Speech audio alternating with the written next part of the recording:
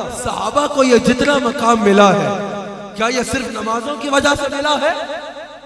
حضرت آج ساری امت کے غوثوں کو اکٹھا کر لو، جتنے گزر گئے ان کو بھی، جتنے ہیں ان کو بھی، جتنے کتب ہیں ان کو اکٹھا کر لو، جتنے ابدال ہیں ان کو اکٹھا کر لو، جتنے اولیاء ہیں، جتنے مومنین ہیں، جتنے عالم ہیں، جتنے مفتی ہیں، جتنے پیر ہیں، سب کو اکٹھا کر لو، کسی ایک صحابی کی قدموں کی خاک تک نہیں پہنچ سکتے۔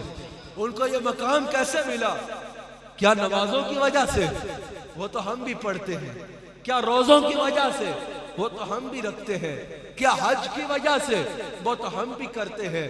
کیا صرف نفلی عبادت کی وجہ سے؟ وہ تو ہم بھی کرتے ہیں۔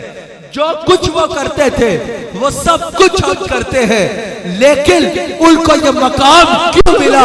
اللہ نے قرآن میں بتا دیا، محمد الرسول اللہ والذین معہ۔ رب کریم نے جب صحابہ کی عظمتوں کا ذکر کیا، ان کے سجدوں کا ذکر بعد میں کیا، ان کے قیام کا ذکر بعد میں کیا، ان کے سجود کا ذکر بعد میں کیا، ان کی نمازوں کا، ان کے روزوں کا، ان کی عبادات کا ذکر بعد میں کیا، ان کے جہاد کا ذکر بعد میں کیا۔ پہلے کہا والذین معہ، اے میرے حبیب علیہ السلام، اگر ہم ان صحابہ کو کوئی مقام دے رہے ہیں تو اس کی فقط یہ وجہ ہے کہ یہ آپ کی معیت میں رہتے ہیں، یہ آپ کا ساتھ اپنا وقت گزارتے ہیں۔ اگر صحابہ کو یہ مقام ملا ہے تو صرف حضور علیہ السلام کی معیت کی وجہ سے ملا ہے، صرف حضور علیہ السلام کے قرب کی وجہ سے ملا ہے، اور صرف حضور علیہ السلام پر ایمان رکھنے کی وجہ سے ملا ہے۔